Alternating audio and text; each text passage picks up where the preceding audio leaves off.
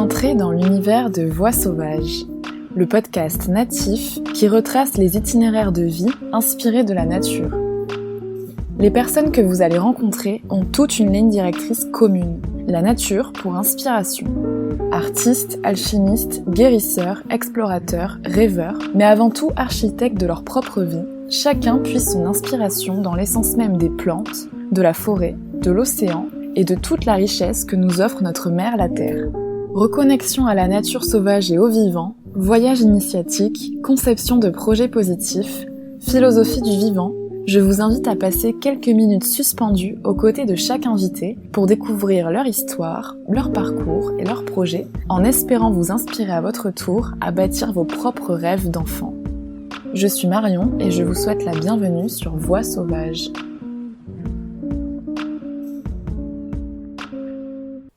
Bonjour Camille. Bonjour Marion. Je suis très heureuse de te recevoir sur le podcast Voix sauvages parce que tu es ma première invitée en plus. Écoute, donc, je suis honorée. Super. Pour commencer, j'aimerais bien qu'on revienne un petit peu aux sources de qui tu es. Et pour commencer, j'aimerais bien savoir quel genre d'enfant tu étais et si tu t'es toujours senti connectée à la nature, justement. Alors moi j'ai eu la chance de grandir à la campagne, dans le nord-est de la France, donc dans les Vosges. Et c'est vrai que j'ai passé toute mon enfance vraiment très proche de la nature. Mes voisines les plus proches, c'était les vaches. Génial. J'allais à l'école à pied, dans une petite école vraiment de campagne où on avait de la nature autour. Donc c'est vrai que... Et puis mes parents nous emmenaient vraiment tout le temps en balade. Donc pour moi, la nature, c'était mon quotidien. Donc très tôt, en fait, je me souviens pas avoir eu un jour un déclic par rapport à la nature, comme quoi c'était important dans ma vie, etc. Pour moi, ça a toujours été partie intégrante de ma vie. Et voilà, donc j'étais déjà une enfant qui était consciente de plein de choses par rapport à la nature. Je me souviens, quand j'étais petite, j'écrivais des chansons sur la pollution pour sauver la Terre. Ah oui, déjà, c'était à très quel âge ? jeune. Je sais pas, quand je savais écrire, c'était, je sais pas, vers 8 ans. Donc voilà, j'écrivais déjà des choses sur ce qui rendait la Terre malade. En fait, j'en avais déjà conscience. C'est fou. Ouais, donc... C'est quelque chose que tes parents t'inculquaient, le côté protection de la nature. À l'époque, est-ce qu'ils te parlaient déjà de pollution Non, je m'en souviens pas. J'ai pas des parents spécialement écolos. En fait, je le suis moi et j'essaie de leur transmettre beaucoup ça aujourd'hui. Mais c'était simplement le fait d'être au contact, je pense, de cette nature qui m'a tout de suite donné envie d'en prendre soin, en fait. Est-ce que tu te souviens de ce qui te faisait vibrer ou rêver petite ? Est-ce que tu avais déjà des choses que tu voulais accomplir finalement ? Alors, ce dont je me souviens, c'est que je voulais aider les autres. Donc, je parlais beaucoup d'humanitaire. J'avais envie de partir dans les pays en guerre pour pouvoir venir en aide aux gens qui étaient en détresse dans le monde. Je voulais être médecin sans frontières. Mais je voulais en tout cas aller partir pour aider les gens. Et j'avais aussi ce côté maîtresse d'école. Je jouais beaucoup à la maîtresse d'école avec mon petit frère. Et ça m'a jamais quittée. Donc j'avais ces deux rêves. Et puis il y a la notion de liberté qui était très importante pour moi quand j'étais petite. Je voulais être libre. Je ne pouvais pas vraiment l'expliquer, je pense, mais c'était là, c'était présent, la notion de liberté. Donc tu as toujours eu ce côté finalement petite, très engagée finalement. Engagée pour la nature, mais aussi le côté altruiste pour les autres. Oui, c'est vrai. Ouais, j'étais déjà engagée et j'étais un petit peu la seule de ma famille à être comme ça. Et c'est vrai que je me sentais un peu incomprise. Parce que à contre-courant. Oui, voilà, un peu à contre-courant. Et j'ai passé toute ma scolarité un peu comme ça. Après, j'ai appris que aujourd'hui, on met ça dans une case qui est le haut potentiel, l'hypersensibilité, etc. Alors moi, j'aime pas du tout ces étiquettes, mais aujourd'hui, en fait, quand je lis vraiment les caractéristiques de ces personnes-là, je me reconnais assez. Je me dis, ah oui, d'accord, donc c'est pour ça que j'étais comme ça, etc. Ouais. Ça tombe bien que tu parles de l'école aussi, qui n'a pas forcément été un moment très agréable pour toi. Parce que je voulais te demander justement quelles sont les notions que tu regrettes qu'on ne nous apprenne pas à l'école. Alors, pour moi, l'école primaire a été très agréable. C'était vraiment des bons souvenirs, puisque voilà, comme je te disais, j'étais dans une école de campagne. On avait plusieurs niveaux dans la classe et je me sentais bien. En fait, j'étais une enfant quand même assez scolaire. Mais après, pour moi, ça a été compliqué. Le collège et le lycée, c'était vraiment dur en fait. Je trouvais que c'était voilà, un endroit qui était dénué de bienveillance, qui était très cruel. On avait des surnoms assez horribles. Enfin, ouais, j'ai pas de très bons souvenirs de cette époque-là. Après, pour revenir à ta question, ce que je pense qu'il manque beaucoup dans l'école aujourd'hui, même si ça bouge, même si ça avance beaucoup, c'est tout ce qui est compétences socio-émotionnelles. Donc apprendre à se comprendre, à savoir qui on est, pourquoi on a telle émotion, comment on peut les gérer, quelles sont nos limites, quelles sont nos ressources, quels sont nos talents.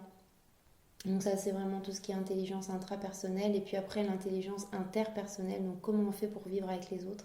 En fait, vivre avec les autres, on est obligé, mais comment on fait pour bien vivre avec les autres. Ça me semble vraiment important. Et d'ailleurs, à l'école, on passe un temps fou sur ça, sur le bien vivre ensemble. Donc voilà, c'est ces compétences-là, tout ce qui est intelligence émotionnelle, ça pour moi, ça me semble vraiment important. Et les autres intelligences, parce qu'à l'école, on privilégie beaucoup l'intelligence logico-mathématique et l'intelligence langagière, mais finalement, il y en a plein d'autres. Il y a Howard Gardner qui en définit 8, je crois. Donc il y a l'intelligence naturaliste, musicale, kinesthésique, Tu fais etc. appel aux différentes Voilà, sensibilités c'est des ça. enfants, ou même des personnes en général, C'est finalement. ça. Et donc, je trouve ça très important dès l'enfance de comprendre qu'il y a tout ce panel d'intelligence. Et donc, c'est pas parce qu'en maths, on se sent un petit peu inférieur et qu'on ne comprend pas tout qu'en fait, on n'est pas quelqu'un d'intelligent parce qu'on a d'autres intelligences qui sont là, qui sont déjà développées. Et ensuite, on pourra développer les autres intelligences. Mais souvent, on a des intelligences qui sont des portes pour développer les autres intelligences. Donc ça, je l'ai bien vu, moi, en étant enseignante. J'ai parfois des élèves qui sont très ouverts à l'artistique, par exemple, et pas du tout aux mathématiques ou au français. Et par l'apport de l'artistique, on va réussir justement à faire rentrer l'enfant dans les apprentissages fondamentaux. Tout est lié, finalement. Mais tout est lié, mais il suffit d'écouter l'enfant et de voir à quel endroit sa porte est ouverte. Donc voilà, donc ça c'est une écoute aussi qui me semble importante à l'école. Et puis évidemment le lien à la nature. Voilà, quand je vois aujourd'hui des écoles qui sont entièrement bitumées, sans un arbre, avec même parfois des morceaux de pelouse artificielle, je me dis c'est pas possible. C'est ça. Et puis surtout qu'on nous apprend en premier le français, les maths, comme tu disais, les langues. Mais les premières expériences qu'on va avoir en tant que, mais même préadolescent, adolescent et plus, mais c'est le rapport avec l'autre. C'est la première expérience qu'on aura, les premières déceptions, Tout à fait. les premiers moments où tu perds le contrôle, tu sais pas comment gérer la situation. Donc c'est vrai que, enfin moi je suis d'accord avec toi, c'est la base finalement de qui on est, et ce qu'on veut devenir aussi ensuite. Et on apprend à se connaître en fait grâce à l'autre, parce que l'autre est toujours un miroir de nous, donc ça c'est important aussi. Et comment tu expliques justement qu'on se soit autant déconnecté de la nature aujourd'hui? Déjà, est-ce que toi aussi tu partages ce constat-là? Et ensuite, est-ce que tu aurais peut-être des pistes, comprendre comment on a pu en arriver là finalement? Alors après, comment j'explique? Moi, je sais pas, je suis pas historienne, mais c'est clair que je le constate aujourd'hui que voilà qu'on a été quand même déconnecté de la nature par rapport aux peuples qu'on appelle les peuples racines, qui sont vraiment qui se sentent complètement intégrés à la nature comme une partie de la nature et pas comme quelque chose en dehors de la nature. Exactement. Et je pense que c'est la modernité qui est arrivée et qui a on a développé ce mythe du progrès et du bien matériel comme une source de bonheur et de liberté, et qui a en fait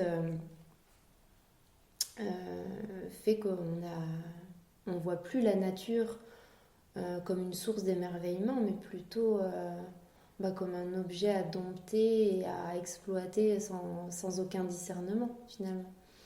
Mais après, je constate quand même que là, depuis quelques années, il y a un vrai désir de retour à la nature.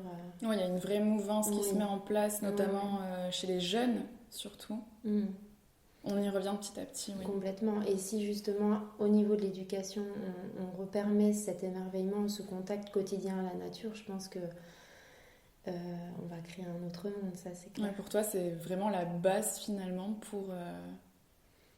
pour la réintégrer en fait dans la vie de chacun et qu'on se sente en faire partie justement, c'est ça, et pas faire la dissonance entre les deux. Bien sûr, parce qu'en fait, quand on observe la nature, on est au contact avec une intelligence qui est universelle finalement. Et cette intelligence, elle était là bien avant nous, elle a beaucoup à nous apprendre. Et en étant à son contact au quotidien, elle devient source d'inspiration pour nous. Donc forcément, on s'émerveille. La nature, elle donne, elle partage. Donc quand on l'observe, ça nous touche au plus profond de nous-mêmes, puisque ça vient nous chercher dans l'espace le plus élevé de notre être finalement. Et là, on a envie d'en prendre soin, puisque c'est tellement précieux ce qu'on peut observer que... Voilà, il n'y a pas de prendre soin s'il n'y a pas d'amour ou s'il n'y a pas d'émerveillement en amont, en fait. Donc si l'enfant a la chance d'être au quotidien dehors et d'observer ce qui se passe dans la nature, le cycle des saisons, les animaux, etc., tout ce qui se passe, forcément il a cette conscience écologique qui se développe, puisqu'il a envie de prendre soin. Ouais, c'est vraiment cette notion de je protège ce que je connais, je protège ce que j'aime. C'est ça, je protège ce qui m'inspire, ce que j'admire, ce qui me semble incroyable, parce que dans la nature, c'est juste incroyable ce qui se passe. Et puis c'est vrai que c'est aussi l'endroit où tous les filtres qu'on peut avoir dans la société, on est tellement formaté finalement depuis petit dans les écoles conventionnelles. On jette pas la pierre non plus, mais c'est vrai que c'est dommage. Et c'est vrai que quand tu es en pleine nature, en pleine forêt, on le ressent tous. On n'a plus ce filtre du regard à l'autre, de la peur du jugement, de quoi j'ai l'air, comment je marche, comment je m'exprime. C'est vraiment un endroit, je trouve... elle nous accueille, elle nous prend dans ses bras et on a juste à être là et à profiter de ce moment-là. Exactement. Pour continuer, j'aimerais bien qu'on revienne un petit peu sur tes itinéraires de vie et ton parcours et ce qui t'a amené aussi à créer ce beau projet de l'école OSE. Pour commencer, est-ce que tu peux nous raconter ton parcours jusqu'au moment où tu as décidé de créer cette école OSE ? Je ne vais pas raconter tout mon parcours, mais... à partir de là où ça t'intéresse, oui, je pensais plus tard. Je pense qu'il y a eu un moment dans ma vie qui a été un petit peu déclencheur de plein de choses, comme un réveil un peu d'une partie de moi exploratrice qui voulait explorer le monde. C'est quand je suis partie à 17 ans aux États-Unis. J'ai vécu 1 an là-bas, toute seule. Donc je suis partie dans un lycée, c'était un système d'échange. J'étais accueillie dans une famille et j'ai passé 1 an là-bas et c'est vrai qu'en revenant j'avais un petit peu ce virus du voyage. Je voulais aller explorer le monde, je voulais aller voir tous mes amis que j'avais rencontrés au Brésil, en Australie. Enfin, quand j'étais aux États-Unis, j'avais des amis brésiliens, canadiens, australiens, etc. Et donc à partir de là, voilà, j'ai eu comme ce virus un petit peu du voyage. Mais bon, j'avais quand même des parents derrière moi qui voulaient que je fasse des études, etc. Donc j'étais pas non plus lâchée comme ça dans la nature. Donc je suis allée à la fac. J'ai commencé d'abord une fac d'art plastique et puis j'ai vite laissé tomber puisqu'en fait ça m'intéressait pas plus que ça. J'ai pris donc des études, j'ai commencé des études de langue. Alors je parlais déjà anglais comme j'avais vécu 1 an aux États-Unis. Donc j'ai fait une fac de lettres, langues et civilisations étrangères en portugais brésilien. Donc c'est assez folklore puisqu'on était 5 dans la promo. Tu l'as fait tout cette à Montpellier. licence ? Okay. À Montpellier. Et suite à cette licence, donc j'avais envie, j'hésitais beaucoup entre la fac de médecine et le concours pour être instit. Et puis finalement, voilà, j'ai décidé d'être instit et j'ai eu mon concours parce qu'à l'époque, il fallait un concours pour rentrer dans la prépa. J'avais eu le concours à Carcassonne. Le concours avant le concours. C'est ça, oui. Donc, et en fait, là, j'avais quel âge? J'avais 23 ans. Et je me sentais beaucoup trop jeune pour aller enseigner aux enfants. J'avais l'impression de rien connaître sur la vie. Tu te sentais pas légitime Exactement. Je me sentais pas légitime. Je me suis dit, mais je vais leur raconter quoi aux enfants? Parce que j'avais déjà, je crois, la conscience ou l'envie de vouloir transmettre autre chose que les fondamentaux. Je voulais pas juste apprendre à lire, écrire, en fait. Je voulais apprendre aussi à être au monde, mais en étant soi-même. Et bon, voilà, par intuition, j'ai lâché mes études et je suis partie en sac à dos en Australie. Et voilà, et là tout a commencé. Donc j'ai travaillé en Australie dans un camp de surf, donc j'ai appris le surf et j'étais photographe aussi là-bas. Donc là-bas, j'ai réalisé 2 rêves. J'avais 2 rêves, c'était apprendre à surfer et être photographe. Donc c'était bon, c'était réalisé. C'est bon, t'as coché la case. Et là déjà, j'étais dans cette optique de ah oui, mais en fait, on peut tout réaliser. Tout est possible dans si la on vie. y croit, Ouais, si on voilà, y c'est met ça. les moyens. C'est ça. J'étais aussi dans un pays où on t'encourage quand t'as des rêves. Et c'est très culturel. Ouais, ça a été vraiment un déclencheur pour moi parce que c'est vrai qu'en France, quand tu dis je veux être photographe ou je veux être actrice ou je ne sais quoi, on te dit mais attends ma petite fille, il va falloir... Tu vas d'abord faire des études et après on verra. C'est ça. Et puis là-bas, je me suis rendu compte qu'en fait, juste en ayant la vision de quelque chose, d'un rêve, en fait, ça pouvait se faire. J'ai compris que la pensée était créatrice et voilà, donc après je suis rentrée et j'ai pas repris mes études tout de suite. En fait, j'ai continué dans la photo et j'ai fait plusieurs fois le tour du monde en fait avec mon appareil photo. Je rentrais pour être saisonnière et donc avoir un peu d'argent et hop, je repartais en voyage. Et là, j'ai fait vraiment beaucoup, beaucoup de pays pendant 3 ans. Ça m'a beaucoup apporté et un jour, alors au grand... comment dire désespoir. Non, justement, ma maman était contente parce qu'elle a toujours eu peur que je reprenne jamais mes études. Ah oui. Et en fait, là, je suis rentrée et j'ai repris mes études. Donc à Bordeaux, j'ai repris un master d'enseignement. Donc finalement, tu as toujours gardé quand même de loin cette envie d'enseigner. Oui, d'être enseignante, oui. D'être enseignante avec les enfants. Je crois que je l'ai vraiment depuis toute petite. Et là, donc à 26 ans, je me sentais un peu plus légitime. Donc j'ai repris mes études à Bordeaux. Et puis 2 ans après, je passais le concours d'instit que j'ai eu. Et puis voilà, me voilà enseignante dans la Drôme. J'étais dans la Drôme à l'époque. Donc j'ai passé une très belle année dans une école de rêve où il y avait la nature, etc. Mais ça, c'est quand on a des bonnes notes au concours, on peut choisir notre école. Mais après, c'est vrai. Le système n'est pas comme ça pour les autres années. Après, on va là où personne ne veut aller. Oui.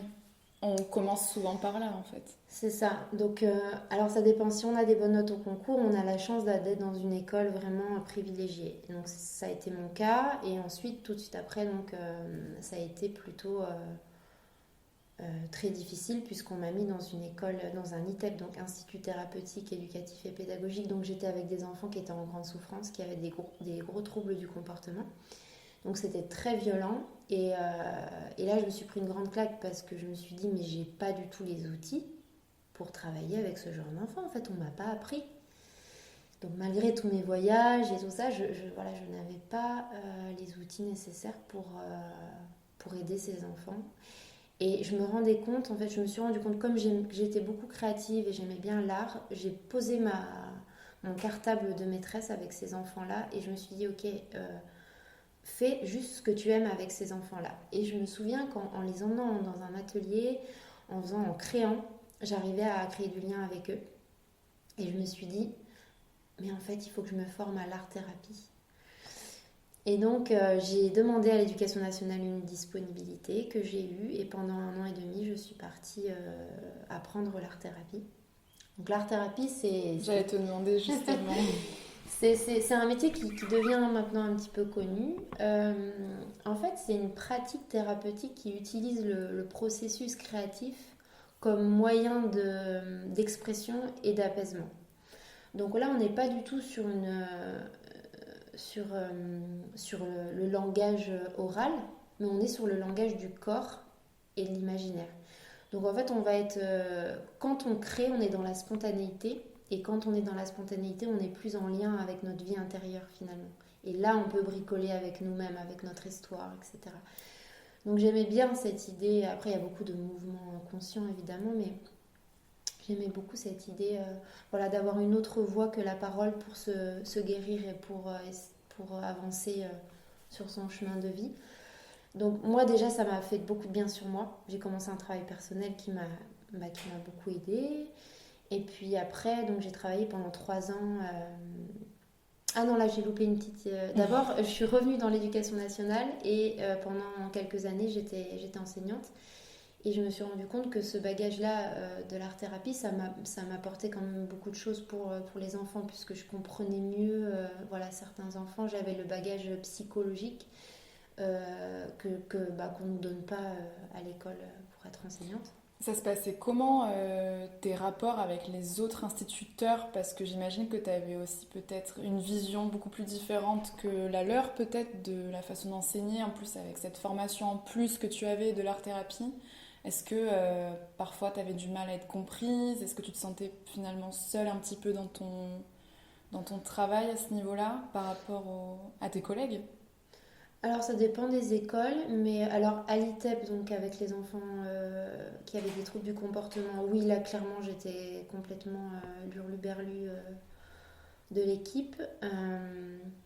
Mais après, non, dans les écoles, moi j'ai quand même beaucoup de chance parce que je suis tombée sur des équipes qui étaient assez ouvertes, qui travaillaient ensemble, etc. Donc j'étais plutôt bien en fait moi dans l'éducation nationale, mais mon départ c'était plutôt d'un autre ordre, enfin c'était autre chose en fait.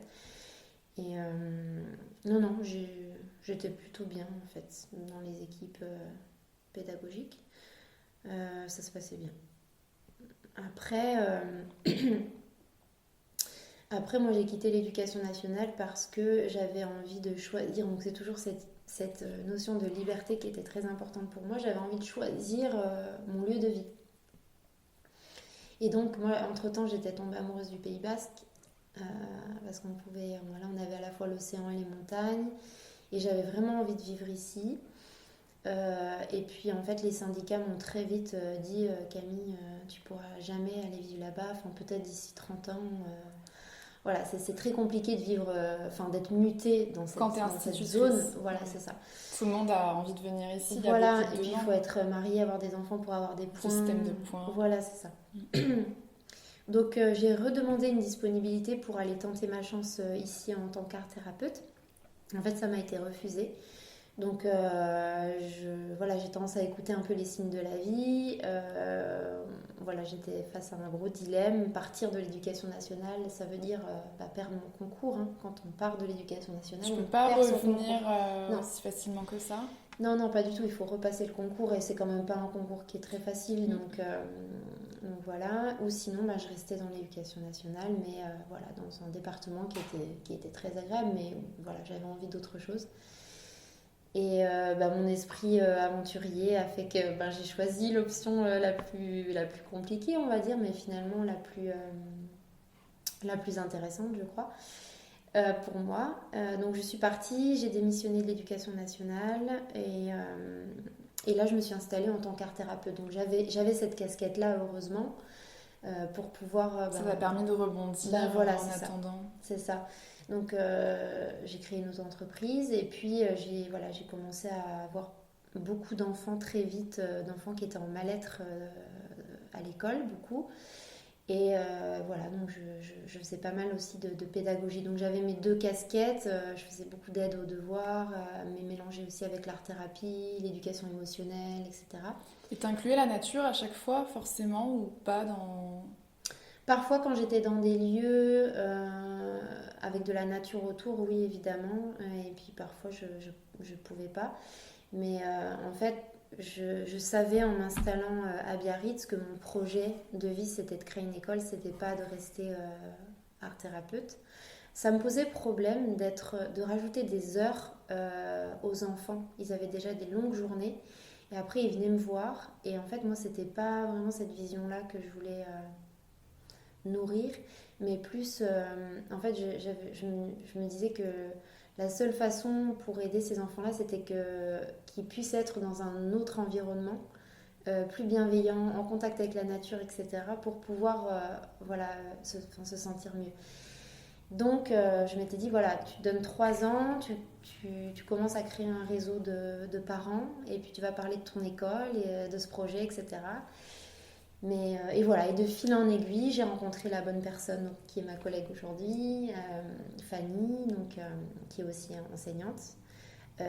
Et voilà, donc on s'est mis toutes les deux sur ce projet-là. Le plus difficile, ça a été de trouver un lieu, parce qu'un lieu avec la nature sur la côte basque, c'est compliqué, il faut s'accrocher. C'est pas qu'il n'y en a pas, mais c'est que c'est juste hors de prix. Donc voilà, jusqu'au jour où c'est arrivé, donc ça me conforte dans cette idée que voilà, quand on a une vision et qu'elle est juste, il faut persévérer et à un moment donné, ça s'ouvre. Tout à fait. Et justement, alors, est-ce que tu peux nous présenter cette école? Oui, bien sûr. Alors, donc cette école, nous on dit que c'est une école éco-citoyenne. En fait, on n'avait pas envie de s'enfermer dans une pédagogie, même si voilà, on trouve la pédagogie Montessori très intéressante, la pédagogie Freinet également, mais on avait envie d'aller piocher dans plusieurs pédagogies et de faire de cette école plutôt une école à pédagogie active par la nature, avec et par la nature. Euh, donc c'est une école qui accueille des enfants à partir de 3 ans jusqu'au CM2. C'est une école inclusive aussi, donc pour nous on avait vraiment à cœur de pouvoir accueillir des enfants en situation de handicap. Donc là actuellement on en a un dans l'école, après on a pas mal d'enfants qui ont quelques troubles de dyslexie, on a des enfants au potentiel, hypersensibles également. Après, on a une assistante anglophone donc qui parle qui parle aux enfants en anglais toute la journée. Et ça, c'est vraiment chouette parce qu'on voit là déjà au bout de 6 mois qu'il y a des petits loups qui comprennent tout à fait. Surtout qu'à leur âge, c'est des éponges. Voilà. Donc s'ils commencent déjà à entendre une autre langue, c'est super. Voilà, c'est ça. Et on est surtout sur une pédagogie de projet. C'est-à-dire qu'on va partir d'un projet, ensuite on va se servir de toutes les matières pour réaliser ce projet. Donc là, le gros projet de l'année, c'est la création d'un potager en permaculture. Donc on va utiliser les mathématiques, les sciences, mais aussi le français, etc.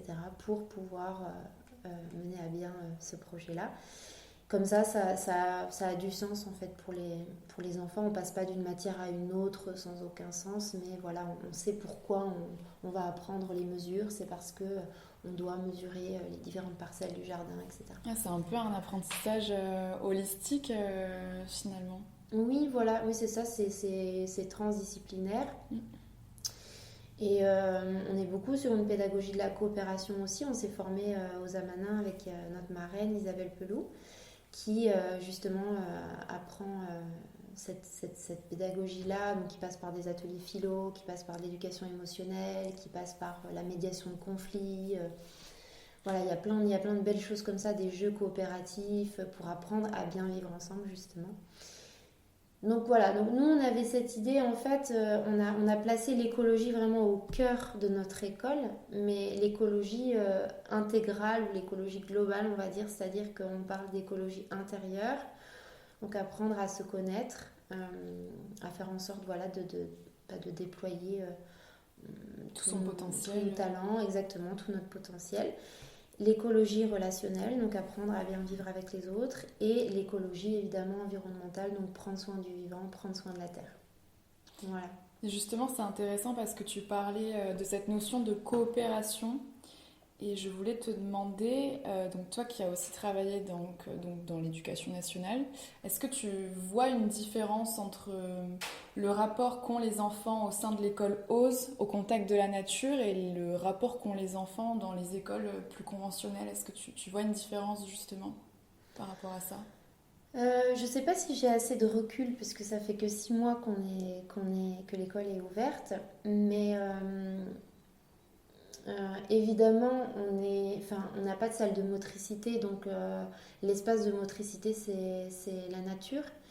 Et je vois les enfants de 3 ans qui grimpent aux arbres, qui commencent à connaître voilà, le nom des petits animaux qu'on a dans notre ruisseau, qui font des petites décorations très poétiques avec des petites fleurs, des petites écorces, etc. pendant la récréation. Je me dis que déjà là c'est gagné, il y a déjà des choses qui sont acquises, des graines qui ont germé, et en fait on fait rien finalement, on les laisse beaucoup en jeu libre dans la nature. Et voilà, c'est pas moi qui impulse ces créations-là, c'est pas moi qui leur dis de faire une cabane ou de faire. Voilà, ça part d'eux, et je vois que petit à petit, il y a vraiment un prendre soin qui s'opère et qui se développe. On le voit, c'est un drame dès qu'il y a eu une fourmi d'écrasée. Donc voilà, je ne peux pas encore dire vraiment tous les bénéfices, mais déjà il y en a. Oui, tu sens déjà des prémices. Oui, on a des enfants qui sont arrivés quand même dans cette école avec un mal-être assez important. Déjà à leur très jeune âge. Oui, oui, oui, oui, il y avait des enfants qui ont été très abîmés par l'école. Euh, voilà, qui avaient des problèmes d'énurésie, qui avaient eu des soucis d'humiliation, etc. à l'école. Et voilà, c'est des problèmes qui sont complètement enrayés aujourd'hui.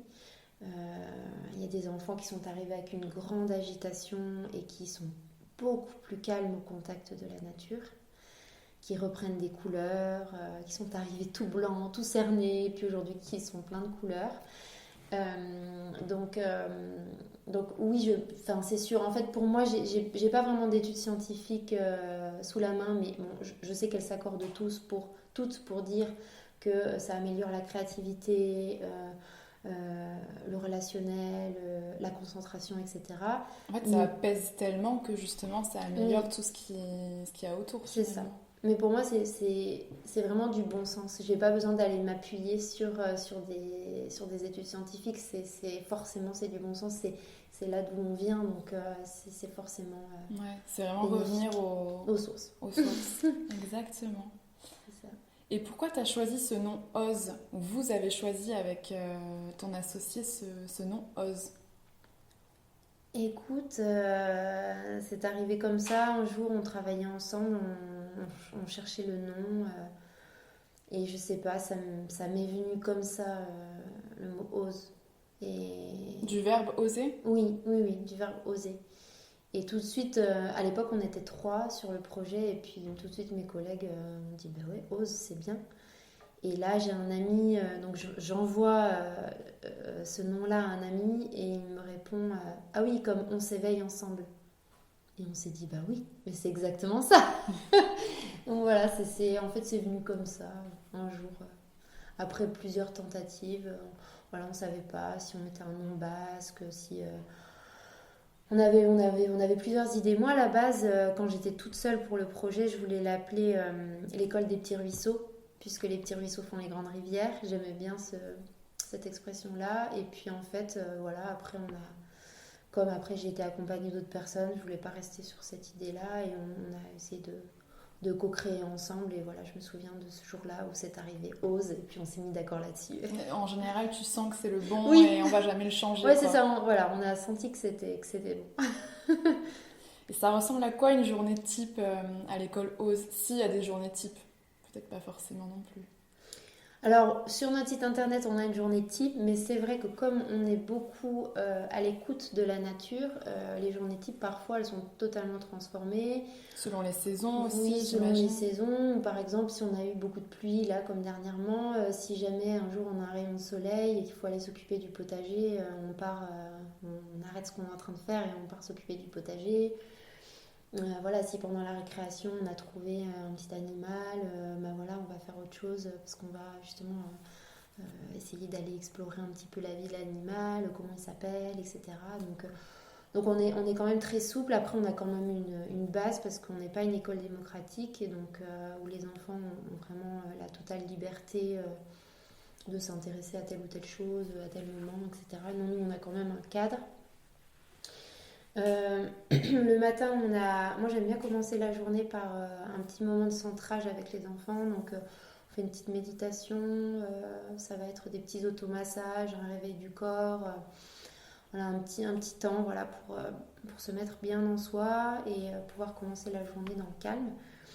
Après, on a des petits rituels, donc évidemment, ça c'est comme dans les écoles, on a la date, on fait la météo, les enfants ont des responsabilités, donc tu vois, là on a la fusée a des responsabilités, donc il y a un enfant qui écrit des mots au tableau, il y a un enfant qui va arroser, il y a un enfant qui... Voilà, donc on va s'occuper de la classe pour la rendre belle, faire en sorte que... Toujours dans la coopération. Voilà, exactement.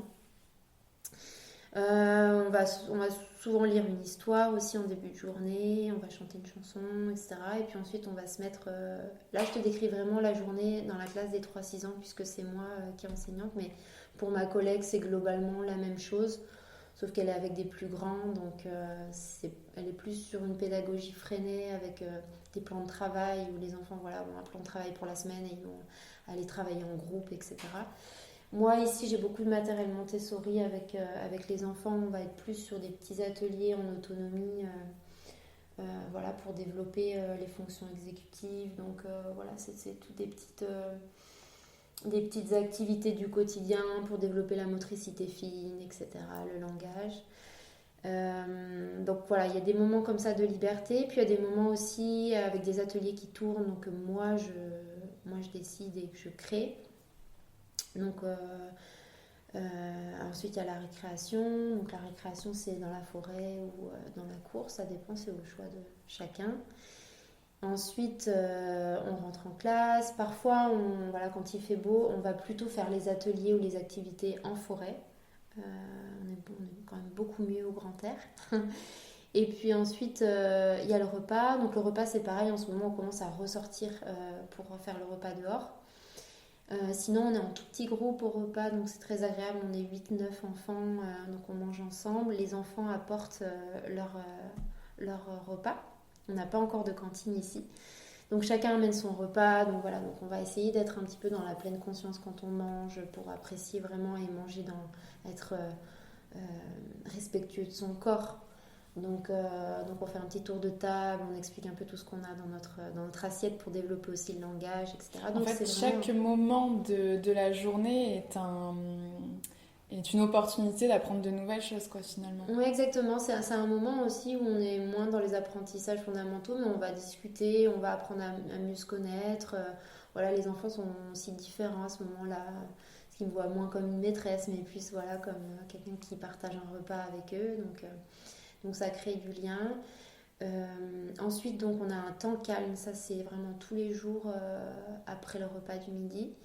Donc ça va être soit, ça peut être des postures de yoga, ça peut être un atelier philo, ça peut être des lectures d'histoire, ça peut être une relaxation, une méditation, des dessins en musique.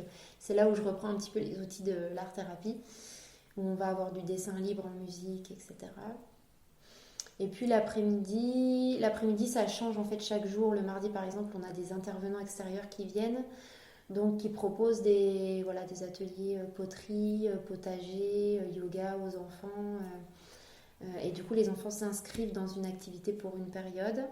Donc ça, c'est le mardi. Le vendredi, c'est le conseil de vie collective. Donc ça, c'est les enfants qui organisent un conseil. Et là, les enfants vont être forts de propositions, qui vont faire des propositions de projets. Ils vont aussi dire ce qui ne va pas à l'école, ce qu'ils aimeraient améliorer.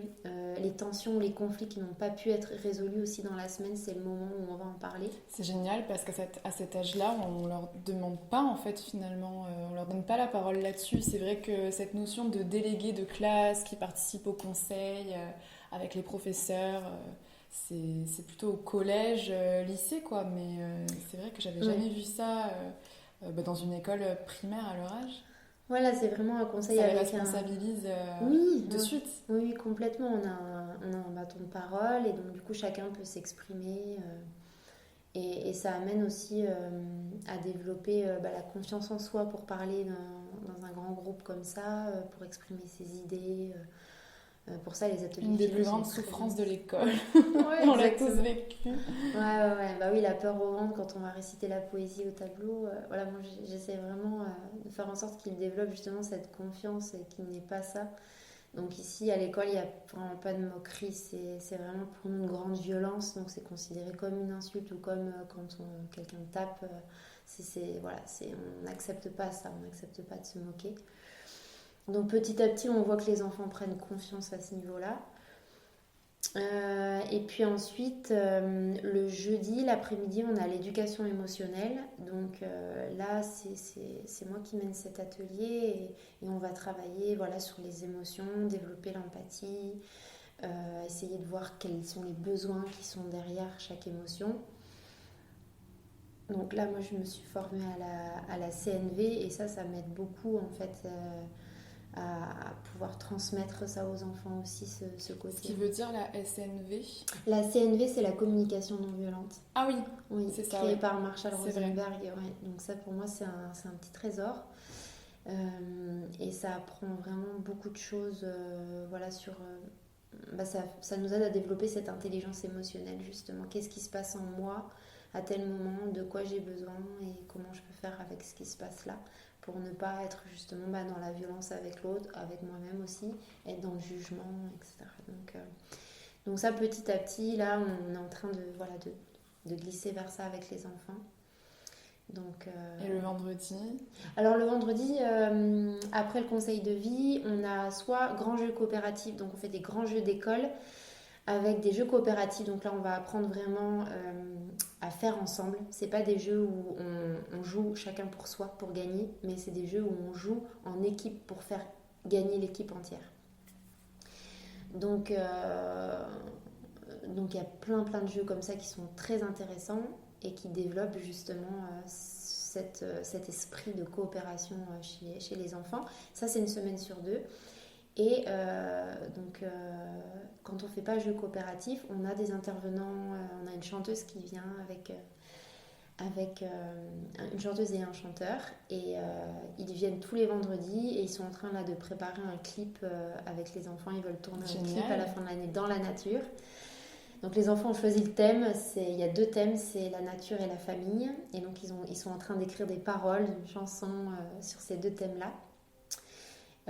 Et du coup il y aura aussi une chorégraphie parce qu'ils sont chanteurs et danseurs. Et du coup voilà, on a vraiment la chance d'avoir ces intervenants-là qui viennent bénévolement cette année et qui apportent vraiment une grande richesse à l'école.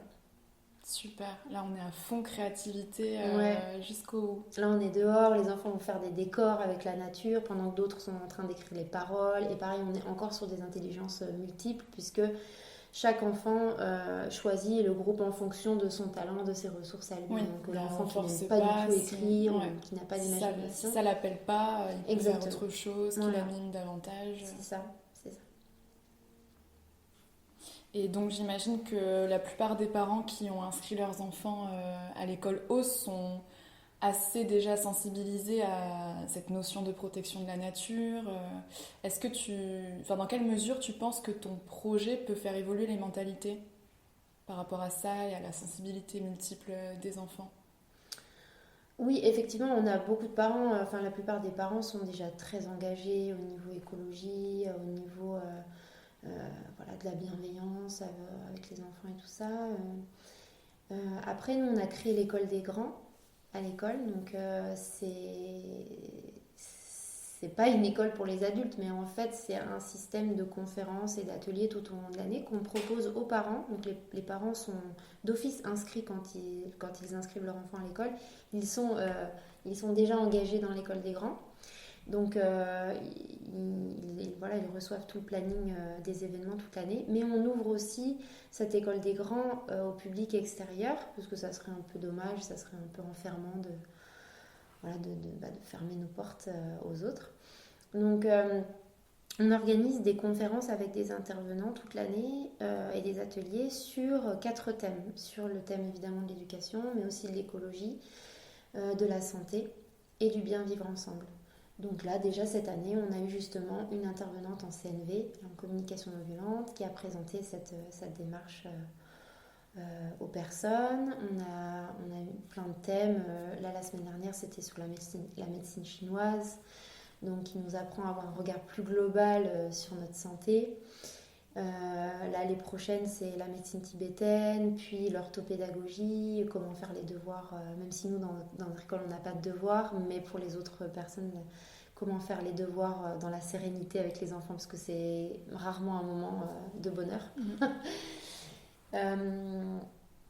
Voilà, donc on a créé en fait cette école-là aussi pour justement essayer d'être apprenant tout au long de la vie et de continuer d'avancer vers des modes de vie durables. Ouais, d'emmener les parents dans cette même mouvance, Exactement. la famille entière finalement. C'est ça, et nous aussi, parce que c'est pas nous qui faisons les conférences, c'est nous qui apprenons. Là justement, on se met en position d'apprenant. Et à chaque fois, c'est un bonheur d'apprendre sur différents thèmes. Et, les intervenants sont toujours vraiment très très intéressants. Chacun spécialisé dans son domaine. Et du coup, c'est ça qui est intéressant, c'est de mutualiser tous ces savoirs. Et c'est comme ça qu'on réussira à créer une société différente et meilleure. Bienveillante. Et bienveillante et plus dans ses valeurs justement de coopération, d'entraide, d'écologie, etc. Super inspirant.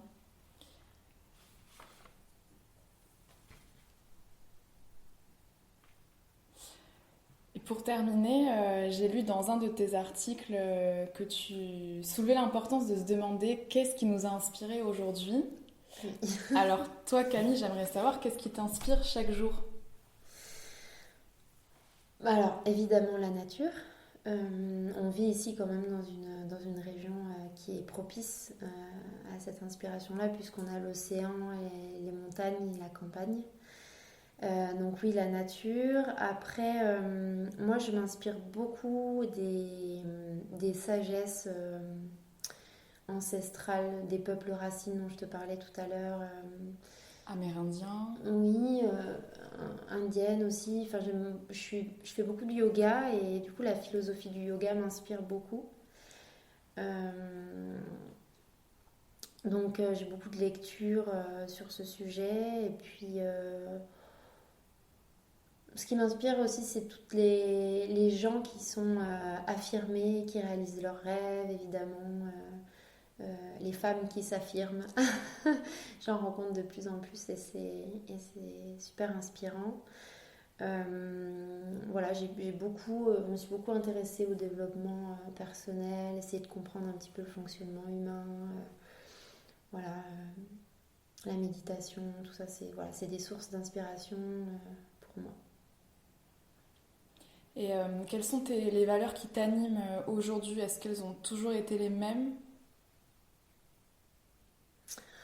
Toujours été les mêmes.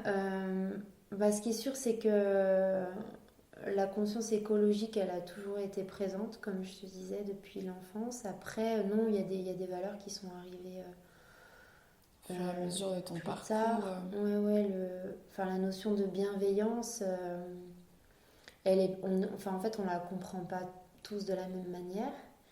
Et moi, en fait, j'apprends encore chaque jour ce que c'est vraiment la bienveillance, quelles sont ses limites, que la bienveillance ne veut pas dire absence de cadre. Voilà, donc c'est cette bienveillance, mais ce qui m'intéresse dans la bienveillance, c'est vraiment cette notion de veiller. Veiller d'abord sur soi pour pouvoir veiller sur les autres ensuite, sinon c'est pas possible. Et ce qui nous amène ensuite à veiller sur notre environnement. Voilà, donc ça, la bienveillance, c'est vraiment quelque chose qui m'anime évidemment et sur lequel je suis amenée à travailler chaque jour. Et puis il y a aussi cette notion, je pense, qui est importante pour moi, c'est la notion d'authenticité. On a beaucoup de masques, l'ego est très présent chez l'humain, vraiment en ce moment-là dans notre société. Et justement, la nature, en fait, nous ramène à enlever ces masques et à enlever un petit peu toutes les couches d'un oignon pour aller retrouver le cœur, en fait. Et c'est ça que je cherche, en fait, chez moi et ce qui m'attire chez les autres aussi. C'est l'authenticité. Mm. Y a-t-il une grande leçon de vie ou déclic que t'a apporté l'école Ose, cette petite aventure émergente, puisque ça fait que 6 mois finalement que tu t'es lancée dans ce projet-là, mais est-ce que tu en retires déjà peut-être comme une leçon de vie ou quelque chose que tu souhaiterais partager à nos oreilles sauvages? Oh là là, il y a plein de choses. Je sais pas, en fait, c'est vraiment que sont les autres sont mon miroir. Et tu vois, je suis allée au bout du monde pour me connaître. Et en fait, moi, ce que je retire aujourd'hui, c'est que c'est bien, je suis allée au bout du monde, donc oui, ça a été une richesse pour moi, mais en fait, se connaître soi-même, c'est juste aller à la rencontre de l'autre. Et l'autre, il est juste à côté de nous.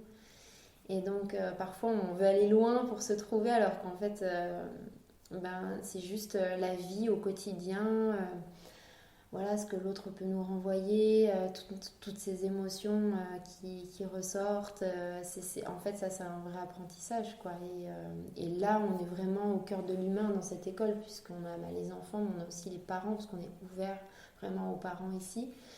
Et ça remue, évidemment, mais c'est beau, puisque pour moi, on est vraiment en train de créer une mini-société où on apprend à bien vivre ensemble. Et c'est toute une aventure. Ça, c'est sûr.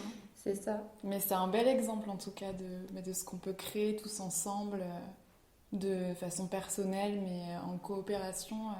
Ouais, c'est un peu un nouveau prisme d'une société qu'on peut peut-être essayer de...